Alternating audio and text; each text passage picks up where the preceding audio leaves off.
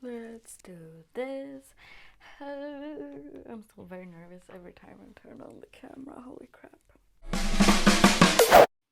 Hey guys, it's Editor Skyy here, and I just wanted you to know that if you're planning on watching this video and you haven't watched episode 4 of Busted, this video will contain spoilers, so you probably should watch the episode first and then watch this, but you should definitely watch this. So let's get into the video.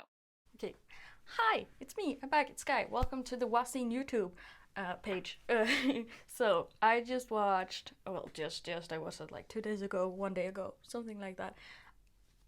I watched episode 4 of Busted, and oh my god, oh my god, oh my god, this episode was so good. I need to show how excited I am for this episode. So I'm just gonna start by sort of reading what I wrote, and then I'm just gonna go on a tangent because this episode is the best one so far. The episode starts off with us seeing the murder take place, which is new. It is new for the series. We're only 4 episodes in. Maybe it will happen more often, but it's new. Also new, the murder has already happened, like a few days ago before they get there. That is also new for us. Often the murder happens like right before, or like it happens at the end they see it. But I liked it. It reminds me of Crime Scene. In Crime Scene, you always get to see the murder first. Of course, you don't get to see who the murderer is. That's what we're trying to figure out, but we get to see how it happens. Sort of. Not all of the details. We just get to see the student, the girl dying. Like, ugh. This time in episode 4, we get to follow Kim Jung-min, the comedian. We get to follow him, and we get to know his character a little bit. He's like supposed to be investigating this other thing, or helping out. It was very unclear. So he gets to this tteokbokki shop, and he talks to the owners, and the owners tell him something, and then a little kid arrives, and the kid tells him about this girl, and the kid gives him the girl's diary, and then he asked about her, the owners, and they're like, oh, she's dead, and he's like, what? Kay calls and's like, oh, you probably heard about the dead girl, and he's like, okay, yeah, I just heard. And Kay's like, yeah, you need to investigate that murder. All the detectives gather outside of the school, and they meet up and they talk, and Jung-min retells the story of how he found out the girl was dead and stuff, and Kay called blah blah blah blah blah. So they're trying to figure out where to start, and they're not entirely sure where to start, because they don't know anything about this case except that the girl's dead. They look through the diary, and they read that she's a big fan of Gugudan and EXO. That'll help them later in the episode. But they also find in the back of the diary, well, somewhere, a post-it note where it says GTG, and then a bunch of letters and numbers. And they're like, what does this mean? It's like code. Why did he use code? Like, blah, blah, blah, blah, blah. And then Sehun, being Sehun, he googled it, and he's like, GTG means got to go. And I'm like, duh. Internationally, what GTG means is like, of course we know what it means, but in South Korea they have different acronyms and stuff, like SNS. I had no idea what that was, but they think that's obvious, like how I think that G2G is obvious, but I would spell it G2G, not T. And then they get to the other part, and he's like, if you turn it backwards, Seon, it turns to fitness. And they're like, oh, you're so clever, let's go to the fitness club. So they leave, they get to the fitness club, and they meet our surprise guest. And it's really funny that I say surprise guest, because the guests, in fact, are the actor group Surprise, spelled 5 prize. Most commonly known for their actor and very, very handsome fellow So Kanjun, and I might have been a little bit happy. That's like, it's a good episode for many reasons. Surprise is one of them.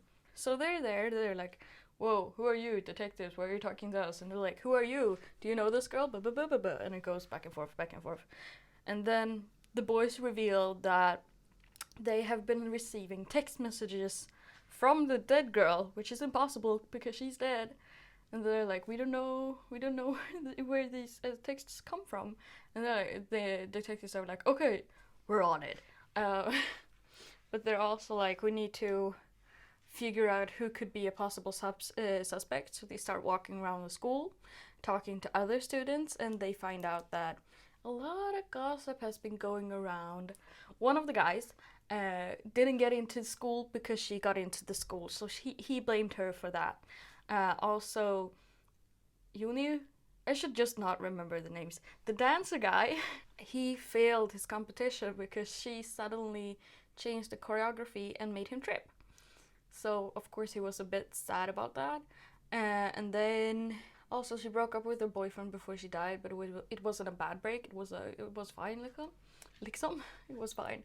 Then there was this fifth guy who wasn't in the picture. He was like, "Oh yeah, I just moved here. I don't have any personal connections to her." Or does he? Spoiler alert, he does. So I don't remember what the last guy was about. I don't think they found any dirt on him to begin with. At least not what I remember. But they're like, okay, all of them have possible motives except for the fifth guy that doesn't have any personal connections to her. So they're like, okay, we need to ask them stuff. So they question Kang Jun when he's playing the piano, and he's like, you're upsetting me. I can't even practice. So he checks off his notepad thing to show that he has practiced, and after he left they check it, and he didn't do anything on the 22nd, which was the day the girl died. And they're like, they're like talking, walking around the school, and then they find the guy that doesn't have any personal connections to her, and they're like, all right, they logged into her computer in the computer lab, used her password. That's the part where they Google down an EXO fan part that comes in there. But they find out that they have been talking a lot, and they're like, we need to talk to you, kid, because they're like, you said you hadn't had any personal connections to her. So they find him, chase him because he runs away, and they're like, hey kiddo, why you lie? And he's like, yeah, but here's the dealio. Like, we were childhood friends, childhood friends, but then we drifted apart because I went to study abroad, and now I was moving back, but I came back after her murder, and I was actually the one she was on the phone with. I was the last person to talk to her.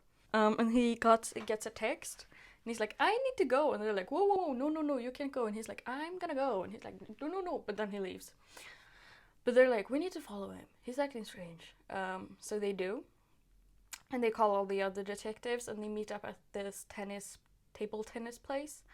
And it turns out the entirety of Surprise is there. And they're like, what? Why are they here? So they step inside, and they're like, hi, viejes. And they're like, oh no, we're caught. And then they start to question them, like, what did you all do on the 22nd?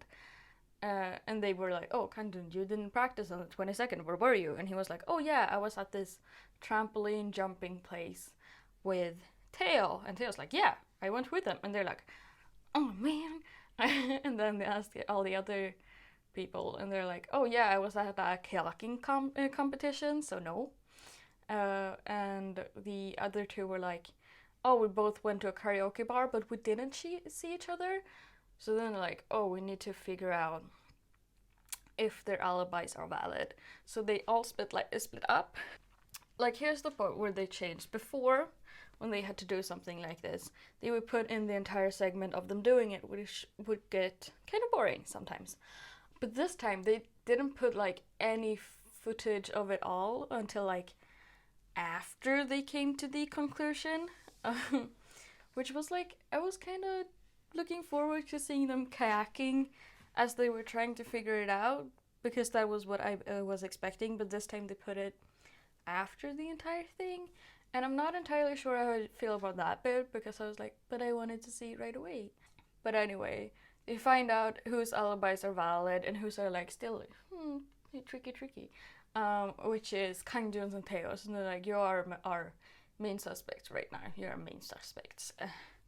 And then the people leave, and they start talking, and they're like, they're our main suspect. And then the dancer guy, I think it was, comes back in, and he's like, I just got another text. And they're like, what? And it's like, it says, I know what you did. This is the weapon you killed me with. And it's a selfie of the girl, and then there's a guy in the background holding scissors in his left hand. And they're like, oh, he is left-handed. And then it also says, come to school to get your evidence. And they're like, we need to go back to the school. So they go back to the school and they try to find the sisters before the murder does. While they're there, they find the childhood friendship guy again. And he's like, no, I'm only here because I'm the one who's been sending the text. And they're like, oh, why? And he was like, because she was my childhood friend. I care about her. I wanted to know who the murderer was. He needs to get caught. And they're like, okay, but why didn't you tell us? And he's like, I don't know if I can trust you. Which is valid. Like, telling people that he's been sending texts from a dead girl's phone is like, And then they meet... Who the flippity flop else did they meet? Yeah, Theo. They meet Theo, her ex-boyfriend. And he's like... Oh yeah, and I came to the school because they were left-handed and I've used the scissors. So I was nervous that people will find my fingerprints on them and assume it's me because it's not. I used them one time and I found out they were left-handed. I'm not left-handed. I'm right-handed. And I'm like, oh, who's left-handed? And he's like, the dancer guy is left-handed, but he has a valid alibi, so he's out. And Kangjun is ambidextrous, which means he can use both hands. Oh, exciting. And they're like, interesting. And then they're like, but then that only narrows it down to Kangjun. Kangjun did it. And then we get this, it was so intense, like the end. We get this really intense looking for Kangjun scene, but we also get to see it from Kangjun's point of view, where he's like, did I figure it out? Do we know it was me? I need to find the sisters and leave. And I'm like, bruh, this is intense. And there's one scene in particular that I literally held my breath. So Kangjun enters this classroom looking for the sisters because he doesn't know where they are. Just as he's about to leave, he hears voices in the corridor and he's like, crap. So he hides behind the door that is open, and in steps two of the guys from the detective squad. And they're like, we need to find the sisters. And Min Jung stops outside and she's like, no, I looked in there. They're not there. I looked very thoroughly. And like, you sure you looked? I'm like, bitch, if the girl says she looked, she looked. All this time, Kangjun is behind the door, holding his breath, and I am holding my breath, and they're literally on the other side of the door. If they looked behind it, they would have seen him. But they didn't. It was so intense. And like, if Minjung just looked through the crack, she would have seen him too. That scene in particular, it got me. It got to me, and I'm like, holy crap. I don't know if I'm rooting for Kangjun to get away, or for the detectives to catch him at this point, because that's so intense. Sehun and Sejong walk around and they see him. And they're like, oh, Kangjun, trying to act like we don't just figure out that you are the murderer. Like, can we look in your backpack? And he's like, yeah, of course I can look in my backpack. And Sejong's like, you should hold him down, cuff him, hold him down. Sejong, hold him down. And Sejong's like, what? And then he starts to reach for him and Kangjun's already left. And it's a goose chase. They start running. They're like, run. And they run for a good while. Like, he's a good runner. Kangjun's a really good runner. But then they catch him. Finally, Sehun caught him. And they hold him to the floor. And he's like, and they're like, but we don't have any evidence that he did it. And we don't have the scissors. Blah, blah, blah, blah, blah. And he's like, oh, then I'll leave. And they're like, no, stay. We can still find the scissors, bruh. Jaesuk and... Why do I keep forgetting the names? Beginning of the show guy. Jongmin.